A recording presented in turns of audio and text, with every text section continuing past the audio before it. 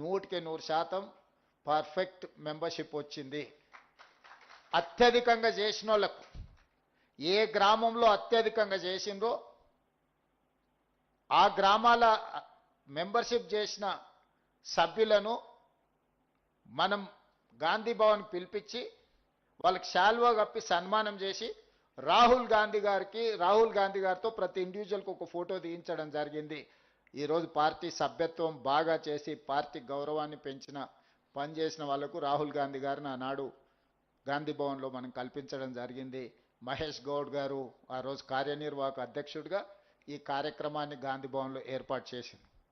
ఆ రోజు క్షేత్రస్థాయిలో నేను సిఎల్పి లీడర్ బట్టి విక్రమార్క గారు పర్యటిస్తుంటే కార్యనిర్వాహక అధ్యక్షుడిగా మహేష్ గౌడ్ గారు గాంధీ భవన్ వదలకుండా అక్కడ కూర్చొని సమస్యలతో వచ్చేటోళ్లను, పంచాయతీలు పెట్టేటోళ్లను, రకరకాల విన్యాసాలు చేసేటోళ్ళు అందరిని కూడా సమన్వయం చేసుకుంటూ గాంధీ భవన్ దగ్గర కాపలాగా ఉన్నాడు. కాబట్టి నేను పిసిసి అధ్యక్షుడిగా, వారి కార్యనిర్వాహక అధ్యక్షుడిగా ఈ పార్టీ అధికారంలోకి రావడానికి మేమందరం కూడా ప్రయత్నం చేసినాం. ఈ నేపథ్యంలో ఈరోజు మీరు జిల్లా పార్టీ అధ్యక్షులుగా పార్టీ అధికారంలో ఉన్నప్పుడు మీకు అవకాశం వచ్చింది. మేము అధ్యక్షులం అయిపోయినాం కాబట్టి ఇంకా మేము జీవితంలో కష్టపడాల్సిన అవసరం లేదు అని మీరు అనుకుంటే మీ అవకాశాన్ని మీరు జారవిడ్చుకున్నోళ్ళే అవుతారు. ఇవాళ అక్కడ సత్యం ఎమ్మెల్యే అయినా, రాజ్ ఠాకూర్ ఎమ్మెల్యే అయినా, బీర్ల ఐలయ్య ఎమ్మెల్యే అయినా వీళ్ళందరూ ఆనాడు జిల్లా పార్టీ అధ్యక్షులుగా పనిచేశారు. కాబట్టి రామ్మోహన్ రెడ్డి గారు ఎమ్మెల్యే అయినా వీళ్ళందరూ కూడా జిల్లా పార్టీ అధ్యక్షులుగా బాగా పనిచేసింది. కాబట్టి వాళ్ళందరికీ ఎమ్మెల్యే టికెట్లు వచ్చినాయి. ఊరికే రాలే వాళ్ళందరికీ ఎమ్మెల్యే టికెట్లు. చాలామంది ఈరోజు మీరు జిల్లా పార్టీ ఆనాడు ప్రతిపక్షంలో ఉన్నప్పుడు జిల్లా పార్టీ అధ్యక్షులుగా పనిచేసిన వాళ్ళని చూడండి. వీలైనంత మేరకు వాళ్ళకి శాసనసభ టికెట్లు ఇచ్చినాం.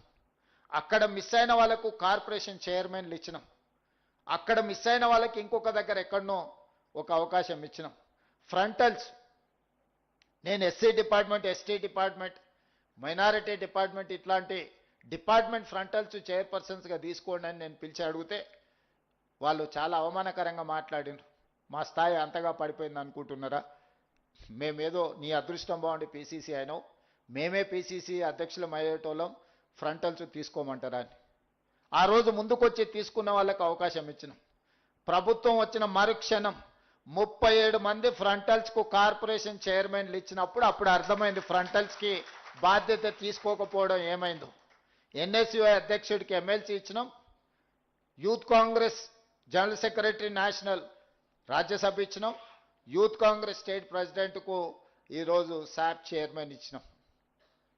ప్రతి ఒక్కరికి పార్టీ బాధ్యత తీసుకున్న వాళ్ళను ప్రభుత్వంలో భాగస్వాములను చేసినాం. ఈరోజు 67 మంది కార్పొరేషన్ చైర్మన్లు అయ్యిండ్రు అని అంటే పార్టీ బాధ్యత చేసిన వాళ్ళని ఎతికి మరీ వాళ్ళ కార్పొరేషన్ చైర్మన్లు, ఎమ్మెల్యే టికెట్లు, ఎంపీ టికెట్లు ఈరోజు ఇవ్వడం జరిగింది. మీకందరికీ కూడా నా సూచన ఒక్కటే, మీ ప్రతి చర్య మేము గమనిస్తూనే ఉంటాం. ప్రతిరోజు మార్కులు వేయదు పార్టీ. మనం ఎంత బాగా చదువుకున్నా సంవత్సరానికి ఒకటేసారి పరీక్షలు పెడతారు. ఆ పరీక్షలలో మన రిజల్ట్ తెలుస్తుంది. మీకు కూడా మీరు ఏమనుకుంటున్నారంటే మేము ఏం చేసినా ఎవరు చూస్తలేరు, ఎన్నికల ముందల ఎవరో నాయకుడిని పట్టుకుంటే ఆ కోటాలను ఈ కోటాలను వస్తుందని. ఇక ఏ కోటాల్లో మెరిట్ కోటా ఒక్కటే ఉంది కాంగ్రెస్ పార్టీలో. మీరు ఆ మెరిట్ కోటాల పాస్ అయితేనే మీకు ఏదైనా అవకాశం వస్తుంది. ఆల్రెడీ ఒక మెరిట్ కోటాలో మీరు జిల్లా పార్టీ అధ్యక్షులు అయినరు. జిల్లా పార్టీ అధ్యక్షులు అవ్వడం అనేది మీకు ఎన్నో డోర్లు ఓపెన్ అయిపోయినాయి. నన్ను కలవాలన్నా, లేకపోతే పిసిసి అధ్యక్షుని కలవాలన్నా, లేకపోతే సచిన్ సావంత్ గారిని కలవాలన్నా, ఏఐసిసి సెక్రటరీ గారిని కలవాలన్నా మీరు జిల్లా పార్టీ అధ్యక్షులు కాకపోతే మీకు అంత సులువు కాదు. ఈరోజు మీరు జిల్లా పార్టీ అధ్యక్షులు అయినారు కాబట్టి ఒక 50 మందిని రూమ్లో కూర్చోబెడితే జాతీయ స్థాయి నాయకులందరితో ఈరోజు మీరు ప్రత్యక్షంగా కొన్ని గంటల సమయము వాళ్ళతో కలిసి మాట్లాడడానికి, కార్యక్రమంలో పాల్గొనడానికి అవకాశం వచ్చింది. జిల్లా పార్టీ అధ్యక్షుడు అనే పదవి చాలా డోర్లు కాంగ్రెస్ పార్టీలో ఓపెన్ అయిపోతాయి. రేపు పొద్దుగాల ఇదే రూమ్లో రాహుల్ గాంధీ గారు వచ్చి కూర్చుంటారు. రేపు పొద్దుగాల ఇదే రూమ్లో మల్లికార్జున్ ఖర్గే గారు వచ్చి కూర్చుంటారు. రేపు పొద్దుగాల ఇదే రూమ్లో శ్రీమతి ప్రియాంక గాంధీ గారు వచ్చి మీతో మాట్లాడతారు. కాంగ్రెస్ పార్టీ అధ్యక్షుడు అవుతే జాతీయ నాయకత్వం మొత్తాన్ని మీరు ప్రత్యక్షంగా కలిసి వాళ్ళతో మాట్లాడడానికి, మీ అనుభవాలను లేకపోతే మీ ఆలోచనలు పంచుకోవడానికి ఇది ఒక అవకాశం. ఈ అవకాశాన్ని మీరు సద్వినియోగం చేసుకోకుండా అక్కడ వెడమ బొజ్జున్నాడు, ఆయన ఎమ్మెల్యే అయిండు. నేను ఆదిలాబాద్లో నాగోబా జాతర